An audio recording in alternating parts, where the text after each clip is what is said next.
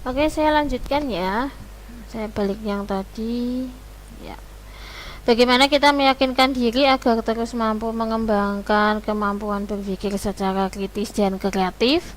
Jadi di sini ada 5 langkah ya, atau 5 tahapan bagaimana kita bisa meyakinkan diri agar terus mampu mengembangkan kemampuan berpikir secara kritis dan kreatif.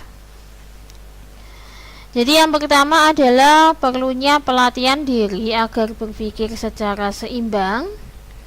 Kemudian yang kedua, melatih kesadaran situasional. Kemudian yang ketiga, mengembangkan pemikiran secara efektif dan efisien. Kemudian yang keempat, menunjukkan kecerdasan emosional. Dan yang kelima, berfokus pada tujuan dan hasil. Jadi di sini nanti seseorang yang berpikir kritis itu akan memiliki 3 keterampilan dasar. Jadi yang pertama itu adalah rasa keingintahuan yang tinggi,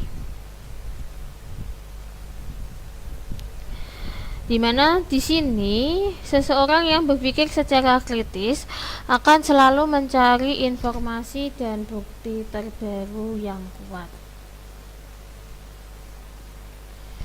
Jadi di sini suka mempelajari banyak hal dan terbuka dengan ide yang baru.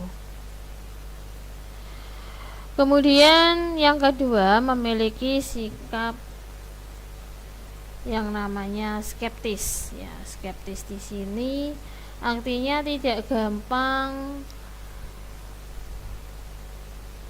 percaya dengan sesuatu hal.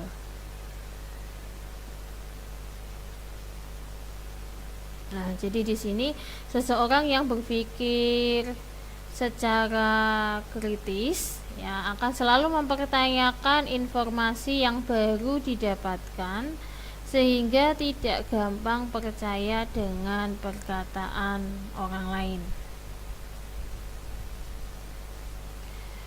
Kemudian yang ketiga, memiliki kerendahan hati. Jadi di sini seseorang yang berpikir secara kritis akan terbuka dan tidak gengsi untuk mengakui kesalahan atau kekurangannya ya ketika dia berhadapan dengan bukti-bukti ya yang meyakinkan bahwa ternyata ide dan pendapatnya itu salah.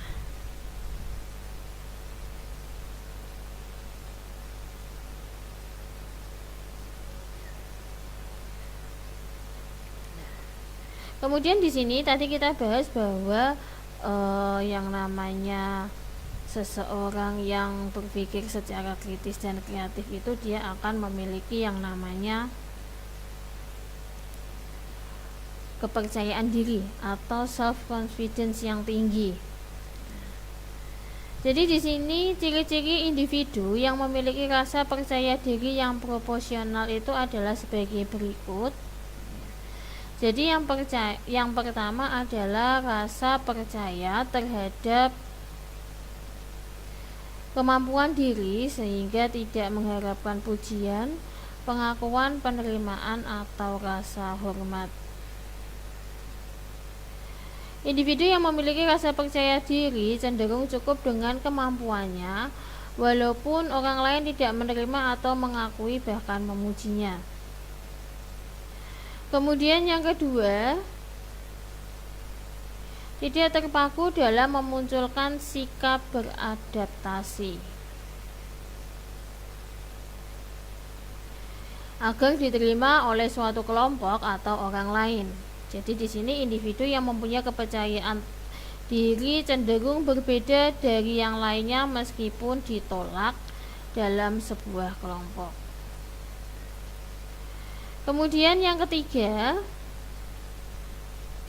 mempunyai keberanian untuk memperoleh dan menemui penolakan orang lain ya, sehingga dia cenderung berani untuk menjadi dirinya sendiri. Kemudian yang keempat, dapat mengendalikan dengan baik dan mengontrol emosi dengan stabil sehingga lebih friendly ya, atau lebih bersahabat dengan orang lain. Mempunyai internal locus of Kontrol maksudnya ialah dapat melihat kegagalan atau keberhasilan sebagai usaha seseorang dan terus berjuang dan tidak berharap dengan bantuan orang lain.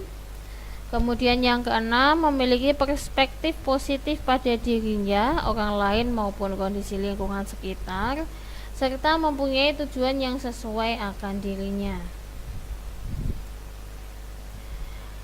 Nah, kemudian ya, jadi di sini apabila nanti Anda mau mempelajari lebih dalam ya tentang bagaimana cara mengembangkan konsep berpikir secara kritis dan kreatif untuk diri kita sendiri. Jadi kita bisa membaca dua artikel ini, yaitu yang pertama adalah Critical Thinking Skill Development, Analysis of a New Learning Management Model for Thai High Schools. Dan yang kedua adalah A Multidimensional Approach for Enhancing and Measuring Creative Thinking and Cognitive Skill.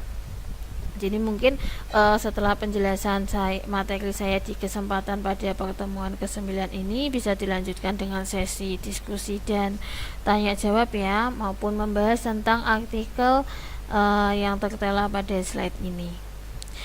Mungkin itu saja yang bisa saya sampaikan pada kesempatan di malam hari ini. Jadi saya kembalikan waktunya ke rekan-rekan dosen pendamping yang ada di cabang, dan saya tutup. Sekian untuk penjelasan saya di malam hari ini. Terima kasih. Wassalamualaikum warahmatullahi wabarakatuh.